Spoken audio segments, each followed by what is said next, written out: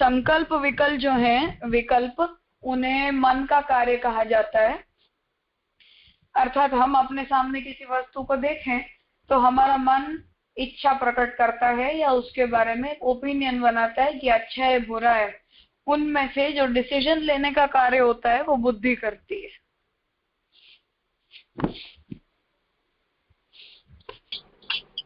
जी राजा। और कुछ? हेलो राजा। हेलो। एक मिनट। हाँ बोलो जिग्नेश भाई। मेरा एक क्वेश्चन था कि मतलब एक क्लेरिफिकेशन था कि जैसे आनंद गुण धर्म का धर्म में तिरोधान, आनंद गुण का तिरोधान है वो जीव में है, और then we get another chance like अंतर्यामी। ऐसे तो तिरोधान हो चुका है, पर अंतर्यामी के सेंस से हमें ये 6 गुण के हिसाब से आनंद मिल सकता है, जैसे ऐश्वर्य वीर यशस्वी, वही हो गया, ऐसे हो गया। हाँ ओके। मतलब आनंद गुण धर्म के ये कॉन्स्टिट्यूशंस हैं, उनका प्रभाव आनंद किसी के अंदर हो तो उसका प्रभाव ये पड़ता है कि जीवात्मा के अंदर ऐश्वर्य वीर यशस्वी ज्ञान वैराग्य रहते हैं। वो भगवान के अंदर रहते हैं, परंतु भगवान आनंद को जीवात्मा से तिरोहित कर लेते हैं, इसलिए हमारे अंदर ये सब गुण धर्म नहीं रह जाते हैं। जब भगवान की इच्छा से आनंद प्रकट हो जाता है तो वापस ये सभी गुण प्राप्त हो जाते हैं। हाँ, मगर ये ऐसे मतलब भगवान की कृपा रहेगी तभी ये आनंद, ये 6 गुणों में कहाँ आनंद प्रकट होगा, राइट? आनंद प्रकट होने से ये 6 गुण हमारे अंदर आएंगे। कॉज एंड वैसे इफेक्ट। तिरोधान है। ओके। आनंद कॉज है और तो बेसिकली तिरोधान है, मगर इस स्वरूप में आ सकते हैं। हाँ लिमिटेड फॉर्म में, परिचिन्न फॉर्म में। हाँ। ओके, ठीक है। और अपरिच्छिन्न मुक्ति जब जीवात्मा की होती है तब आते हैं।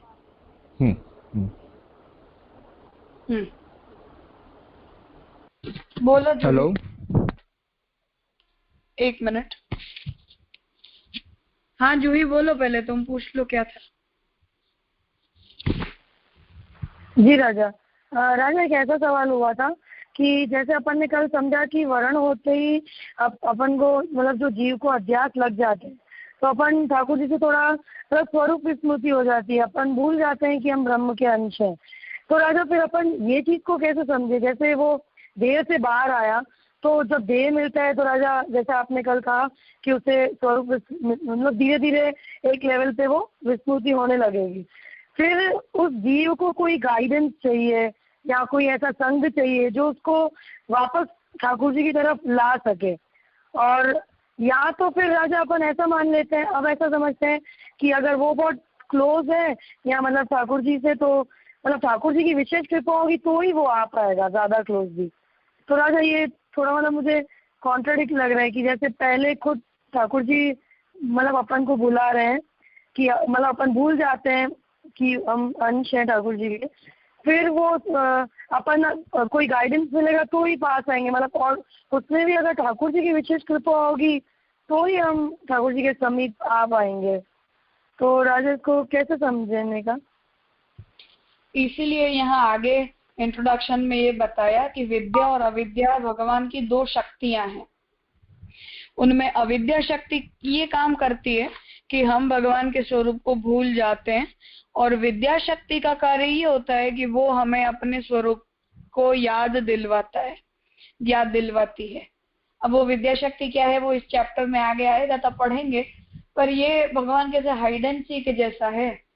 ठाकुर जी खेलते हैं, ठाकुर जी की लीला है, तो सभी जीवात्माओं को पहले भुला देते हैं, फिर हमें कोई प्रेरणा करेगा तो वो प्रेरक को भेजते तो भगवान ही है।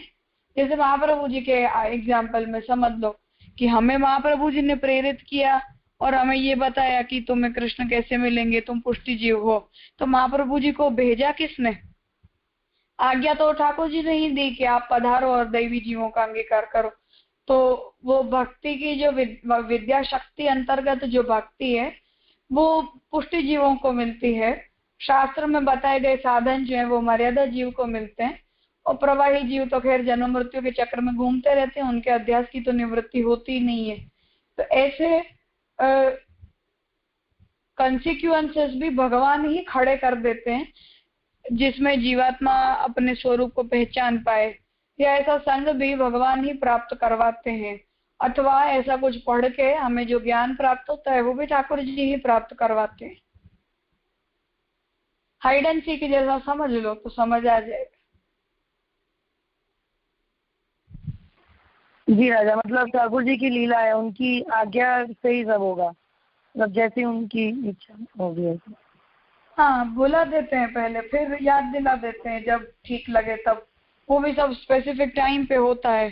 जैसे हम 84 वैष्णव की वार्ता में देखते हैं, अब हम उन्हें ऑब्वियसली हम अपने आप से उन्हें विशेष मानते हैं, परंतु उनमें भी सब ऐसे तो नहीं थे कि जो जन्मते ही जो लोग अपने स्वरूप को जानते थे। कितना कितना कुछ घूम कर आए, कितने मार्गों में जाकर आए, या कितने कितने उनके माइंडसेट अलग अलग प्रकार के थे, और बाद में जाके महाप्रभु जी मिले। तो उनके साथ ऐसा हो सकता है, तो ऐसा ही हमारे साथ भी हो सकता है। पुरुषोत्तम दास शेठ की वार्ता में हम देखें तो वो तो महाप्रभु जी को जब मिलने के लिए आए तो महाप्रभु जी से उन्होंने यही पूछा कि कर्म मार्ग बड़ा या ज्ञान मार्ग बड़ा, क्योंकि भक्ति मार्ग को तो वो कंसिडर ही नहीं करते थे। तो ऐसी बुरी कंडीशन थी कि इतने उत्तम भक्त वो ही हुए, पर उनकी फॉर्मर लाइफ में वो समझते ही नहीं थे कि भक्ति होती क्या है। तो ठाकुर जी की लीला है, महाप्रभु जी का संग जैसे उन्हें करवाया, ऐसे ही हमारे साथ भी ऐसा कुछ हुआ। हम तो चलो परंपरागत वैष्णव फैमिली में जन्मे, तो हमें वो उतना स्ट्रांगली फील नहीं होता है, परंतु जो लोग दूसरे प्रकार के हैं, जो फैमिली को बिलोंग नहीं करते, ऐसे भी लोग तो वैष्णव बनते हैं, तो उन्हें तो ठाकुर जी किसी किसी प्रसंग में प्रेरणा करते हैं।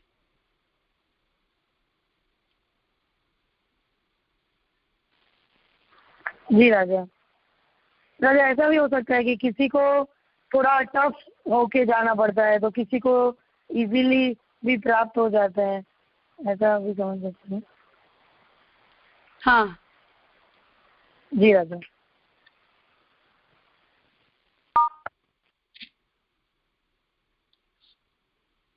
और कुछ पूछना है किसी को? हेलो। हाँ, ये आनंदांश नो तिरोभाव जहाँ से स्टार्ट हुआ ना, वहाँ पे हाँ। लास्ट में બ્રહ્માંશ રૂપ ચિદંશ ને જ્યારે તેમાં આનંદાંશ तिरोहित થઈ જાય ત્યારે जीव કહેવામાં આવે છે।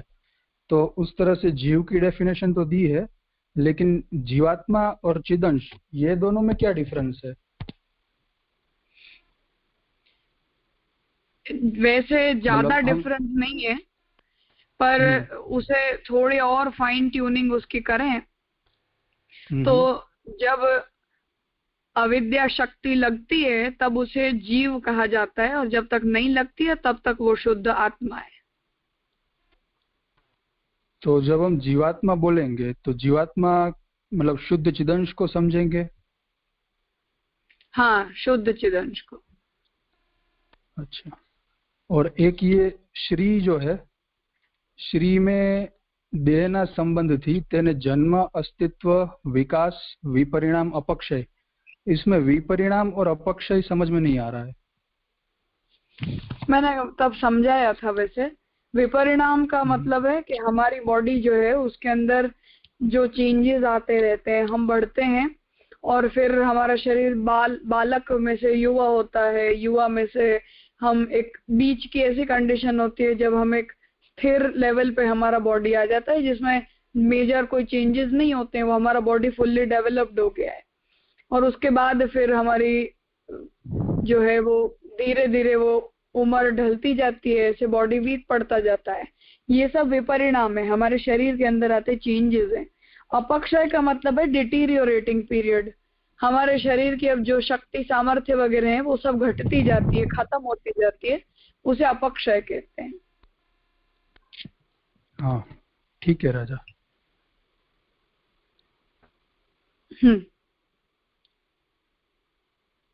और कुछ? राजा हाँ प्रणाम। आपके सूक्ष्म शरीर ना कई 5 प्रकार हुई के? 1 મિનિટ ઉભા રહો. એટલી disturbance.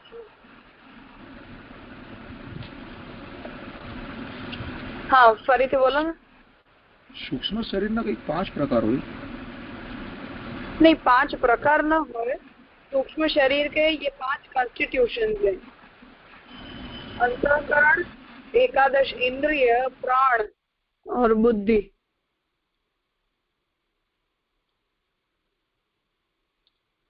प्रकार नहीं है. सूक्ष्म शरीर हमारे शरीर का ऐसा एक पार्ट है जो हमें दिखाई नहीं देता है. मतलब अब जैसे मैंने कल ये उदाहरण दिया था कि जैसे हम देखते हैं, हमारे आंखों से हम देखते हैं, परंतु हमारी जो लोग अंधे होते हैं, ब्लाइंड होते हैं, उन्हें भी ये आंखें तो होती हैं, बाहर का पोर्शन तो होता है आंखों का, पर फिर भी उन्हें क्यों दिखाई नहीं देता है? क्योंकि एक आंतरिक शक्ति होती है जिसे हम चक्षु इंद्रिय कहते हैं. उसे बाहर का जो स्थूल शरीर के अंदर हमें जिसे हम आंख कह रहे हैं, वो आंख नहीं है एग्जैक्टली. आंखों की एक आउटर ऑर्गन है, उसकी शक्ति अंदर होती है.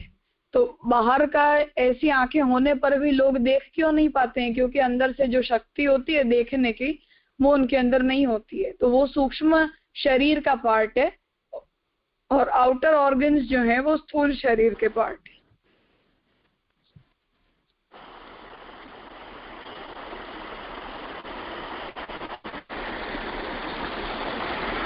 आया समझ में? आ राजा आ राजा.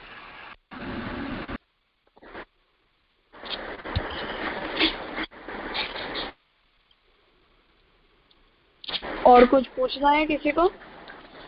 हेलो राजा. हाँ राजा, अन्नमय, मनमय, प्राणमय, विज्ञानमय, आनंदमय, ये क्या प्रकार है आत्मा ना? ये आत्मा के नहीं है, ये ब्रह्म के कोश हैं. अच्छा हाँ. तो ये जीव को कैसे लागू होते हैं? नहीं, जीवात्मा के साथ इनका कोई रिलेशन नहीं है, सब समष्टि लेवल की बात है. हम व्यष्टि हैं. ओके समझ गया.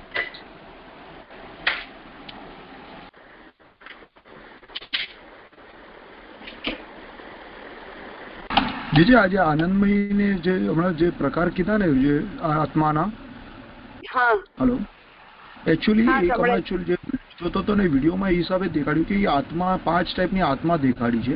સો ઇટ્સ નોટ લાઈક ધેટ. એવું નથી આપણા શરીરમાં. એટલે કે 5 ડિવિઝન છે, સ્મોલ સ્મોલ સ્મોલ આત્માના.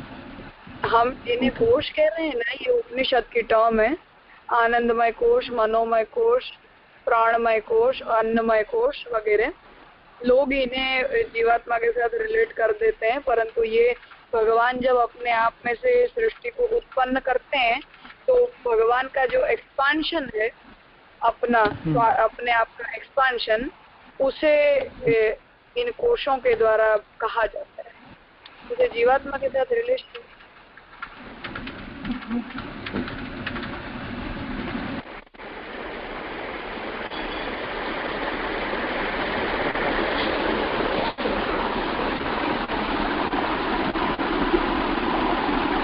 और कुछ?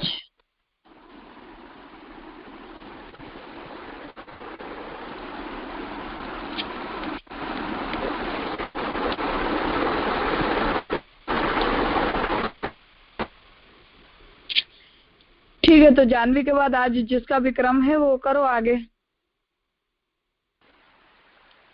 हाँ जय. अरे कल का एक बार रिवाइज करना है, उससे आगे चलना है. इन शॉर्ट करते हो तो कर दो. हाँ ठीक है. कल हमने ये देखा कि जैसे अविद्या के 5 प्रकार है जो अध्यासों से ही होती है, जैसे अंतःकरण ध्यास, प्राणाध्यास, इंद्रियाध्यास, देहाध्यास और स्वरूप विस्मृति. अंतःकरण, प्राण, इंद्रिय जो है वो सूक्ष्म शरीर होते हैं और उन्हें हम देख नहीं सकते, वो इंद्रियातीत होते हैं. और देश जो होता है वो स्थूल होता है. जैसे कल हमने देखा मन, बुद्धि, चित्त और अहंकार वो अंतःकरण के कलेक्टिव फॉर्म है और वो जड़ रहते हैं. और अंतःकरण जीव के साथ जुड़ जाने से अपने जीवात्मा को ऐसा लगता है कि वो अंतःकरण है. फिर हमने प्राणों के बारे में कल देखा कि जैसे आपने बताया था आयुर्वेद में प्राण के 5 प्रकार दिए हुए हैं, जैसे अपान, उदान, व्यान, समान और प्राण। ये जिसका प्रवाह शरीर में चलता रहता है। अपने प्राण वायु से अपना शरीर या फिर सांस के रुक जाने से हमारा मृत्यु नहीं होता है, पर आत्मा के चले जाने से मृत्यु है। प्राण जो है वो हमारी स्ट्रॉन्ग फीलिंग है, जिसको हम प्राणाध्यास से जानते हैं। उसके बाद हमने देखा कि जैसे इंद्रियाध्यास देखा, जिसको हमने आपने बताया कि सेंसिंग ऑर्गन है, 5 कर्मेंद्रिय और 5 ज्ञानेंद्रिय, और जो 11वां जो इंद्रिय होते हैं उसको मन कहते हैं, और वो इन सब का राजा होता है। तो हमारे पास एकादश इंद्रिया मानी जाती है। यहाँ पे भी आपने बताया कि इंद्रियों को कुछ होता नहीं है, होता है तो जीवात्मा को ऐसा लगता है कि मुझे हुआ है, क्योंकि वो अध्यास होता है, अध्यास लगने से हमें ऐसा लगता है। फिर हमने देखा देहाध्यास, जिसमें हमने देखा कि शरीर के साथ होने वाला कुछ भी जीवात्मा को ऐसा लगता है कि वो मुझे हुआ है। जैसे आपने बताया था कि चोट लगती है या फिर किसी का कोई ऑर्गन चला जाता है या फिर आंखें चली जाती है, तो अपने जीवात्मा को ऐसा लगता है कि ये सब उसी के साथ हुआ है, ये जो देहाध्यास है उसकी वजह से ऐसा लगता है।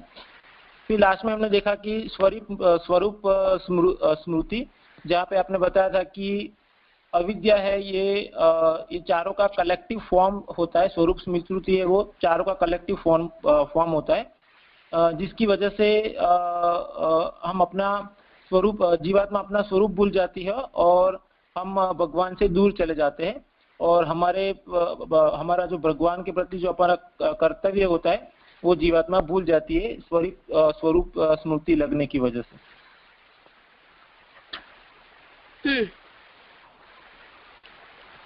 ठीक है, अभी आगे का विषय लेते हैं।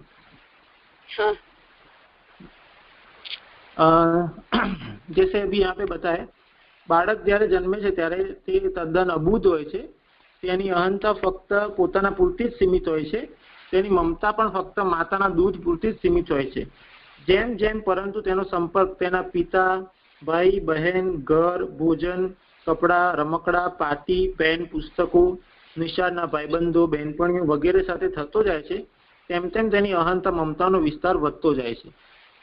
मतलब यहाँ पे ये बताया है कि जैसे छोटे बच्चे का जन्म होता है तब वो इतना क्लैरिफाई नहीं होता है, उसको इतनी ज़्यादा मालूम नहीं होती है, पर जैसे जैसे उसका डेवलपमेंट होता जाता है, जैसे जैसे उसका कॉन्टेक्स्ट बढ़ते जाते हैं, वैसे वैसे उसकी जो अहमता ममता है उसका स्प्रेडिंग होता है, उसका जो सर्कल होता है वो बड़ा होता जाता है।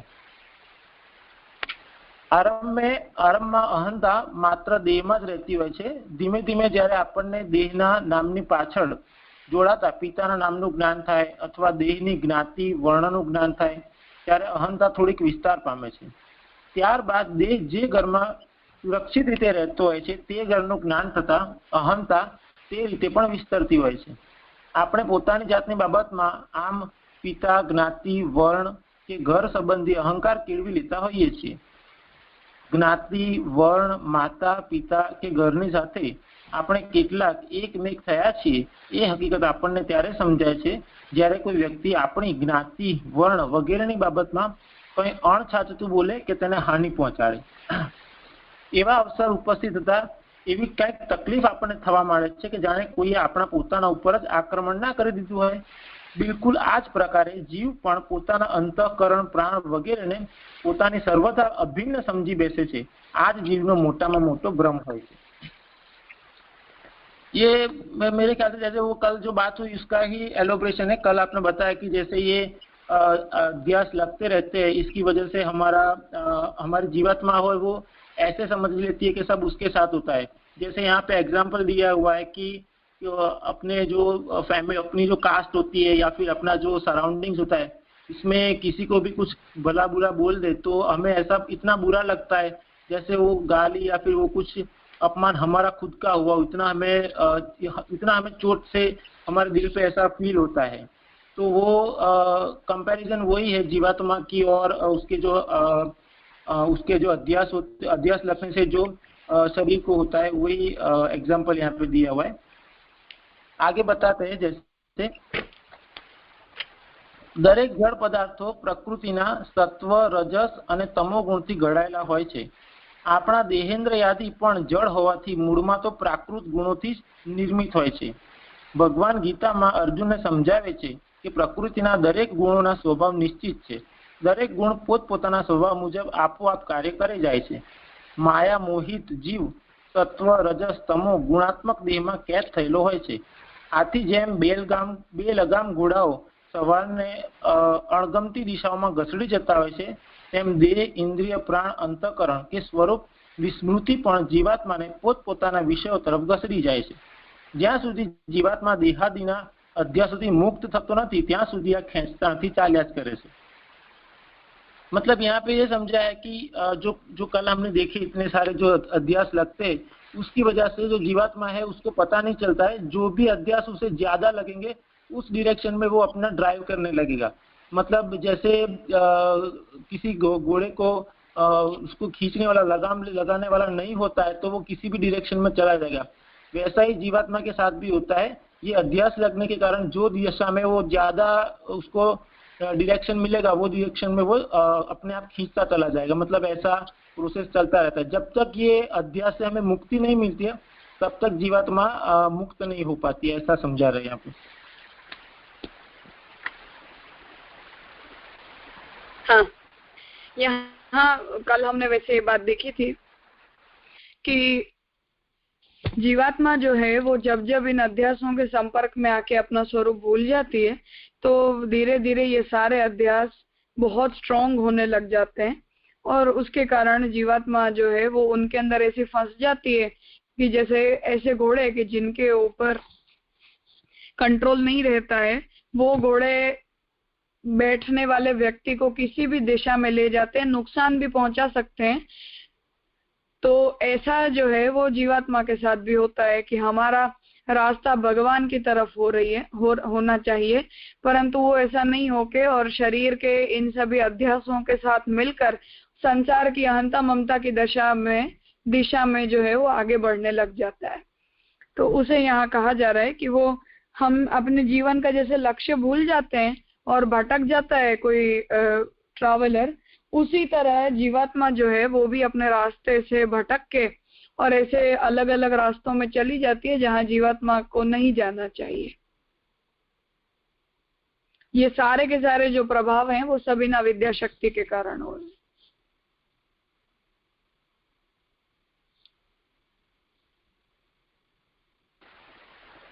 જે અહીંયા એક સેન્ટેન્સ છે કે દરેક જળ પદાર્થો પ્રકૃતિના સત્વ રજસ અને તમો ગુણોથી જ ઘડાયેલા હોય છે. तो मतलब यहाँ पे ऐसा समझना कि जो स्थूल जगत के अंदर जो स्थूल पदार्थ होते हैं जिसके अंदर सिर्फ सत्व तत्व है, चैतन्य तत्व नहीं है, उसको भी रजस सत्व और तमोगुण लगेंगे या फिर सिर्फ चैतन्य वाले गुण चीजों को ही लगेंगे? चैतन्यवान जीवों को तो सिर्फ शरीर में इन प्राकृत गुणों का निवास होता है. आत्मा तो इन प्राकृत गुणों से बनी हुई नहीं है, तो शरीर तो हमारा जड़ पदार्थों की तरह प्राकृति है, जैसे टेबल कुर्सी उसी तरह हमारी बॉडी भी है. इसलिए सत्व रज और तम इन तीनों गुणों के मिक्सचर से ये सारे के सारे प्राकृत जड़ पदार्थ बने हुए हैं. ये सब्जेक्ट अभी नेक्स्ट मूल रूप विवेक जो तीसरा चैप्टर है उसके अंदर डिटेल में आएगा कि प्रकृति में से ये सब वस्तुओं ये सब पदार्थ कैसे उत्पन्न होते हैं. वहां हम इसकी डिटेल पढ़ लेंगे. हाँ ठीक है राजा. हेलो. हाँ राजा, ये 5 अध्यास जो है, क्या हम ऐसा कह सकते हैं कि ये जो अंतःकरणाध्यास है वो सबसे स्ट्रॉन्ग है? हाँ, सबसे स्ट्रॉन्गेस्ट वही होता है. हाँ. दूसरी बात, जैसे कल बात हुई थी भागवत जी की, तीसरे स्कंद में जो जीव जब गर्भस्थ होता है तो उसे भगवान स्वरूप स्मृति करवाते हैं. तो वो क्यों करवाते हैं? मतलब जब अविद्या लगती है जीव को तो वो तो परमानेंटली लगती है, तो फिर जब मनुष्य रूप से जितनी बार जन्म लेता है उतनी बार उसे स्वरूप स्मृति होती है.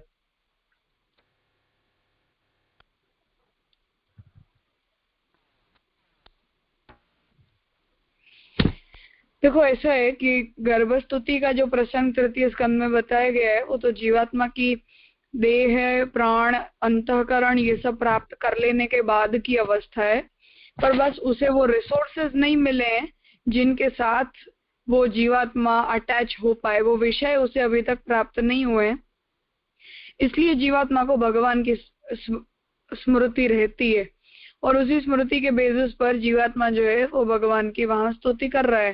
प्रकट होने के बाद वो सारे विषय जो हैं वो जीवात्मा को मिल जाते हैं, इसलिए वो अविद्या शक्ति का प्रभाव जो है वो जीवात्मा के उत्पन्न होने के बाद दिखाई पड़ता है, गर्भ में होती है तब तक नहीं दिखता है। हाँ राजा, ठीक है। स्टिम्युली हम जैसा कहते हैं ना, बस ऐसी बात है। वो मैग्नेट जैसे चिपक जाता है आयन के आते ही, अब वो आयन जब तक नहीं आता है तब तक मैग्नेट स्थिर रहता है, बस यही बात है यहाँ भी कि वो जीवात्मा को जब विषय मिल जाते हैं तब तुरंत वो जीवात्मा उसके साथ जुड़ जाती है। जब तक वो विषय नहीं मिलते हैं या कंट्रोल्ड या लिमिटेड मिलते हैं तब तक उतना अध्यास कम लगता है। जितना हम उसका व्याप बढ़ाते जाएं उतना उतना वो बढ़ता जाता है। शुकदेव जी के प्रसंग में आता है, व्यास जी के पुत्र वो माता के गर्भ में 16 वर्ष तक रहे और बाहर ही नहीं आए। व्यास जी ने कहा कि आप जन्म क्यों नहीं रहे हो, तब उन्होंने कहा कि मुझे यहाँ नहीं आना है, जगत में आते ही मैं भगवान को भूल जाऊंगा। तो व्यास जी ने कहा कि आपकी माता को कष्ट हो रहा है इसलिए आपको जन्म तो लेना चाहिए। तो शुकदेव जी ने ये कहा कि आप मुझे प्रॉमिस करो कि आप मुझे घर में रोकोगे नहीं। तो जन्म लेने के साथ ही अपना घर छोड़ के जंगल में चले गए। तो ये विषयों से दूर रहने की एक टेंडेंसी है, वैराग्य है, वो हम जितना ज्यादा डेवलप करें उतना इन अध्यासों से बच सकते हैं। अगर हम दैवी जीव हैं तो, दैवी नहीं होंगे और आसुरी होंगे तो नियति ही ये है कि तुम्हें अध्यासों के अंदर ही प्रलय पर्यंत रहना है, तो उसे तो कोई जीव अपनी इच्छा से कंट्रोल नहीं कर पाएगा। दैवी जीव होगा तो हम जितना इन विषयों से दूर रहें और अपना प्रयास बनाए रखें तो इनसे बचा जा सकता है। हाँ राजा, ठीक है।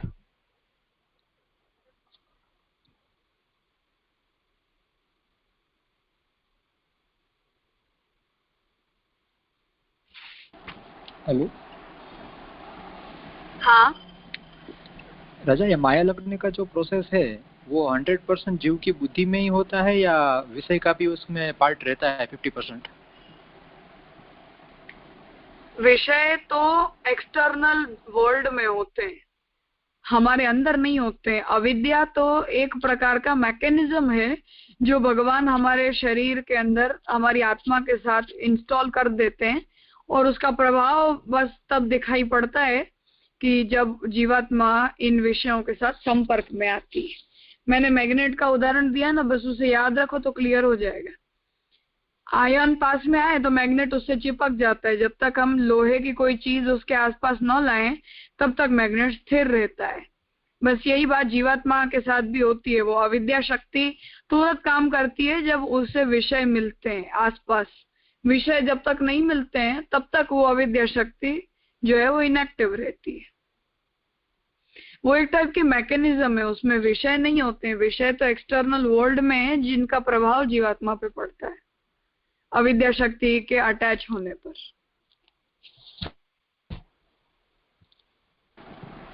हाँ, लेकिन राजा उसमें जो विषय है उसमें भी त्रिगुणात्मक माया जो लगी हुई है, तो वो भी कुछ फ्लेवर तो दिखाते ही है ना जीव को।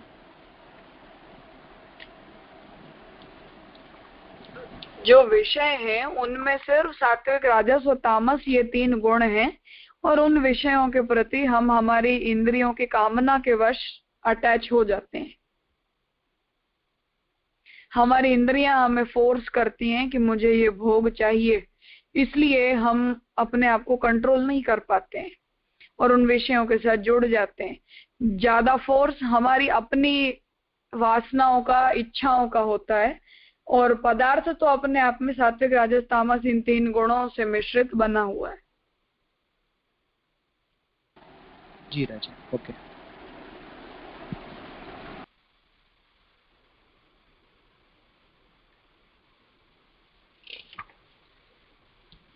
ठीक है, तो आज का यहाँ रखते हैं।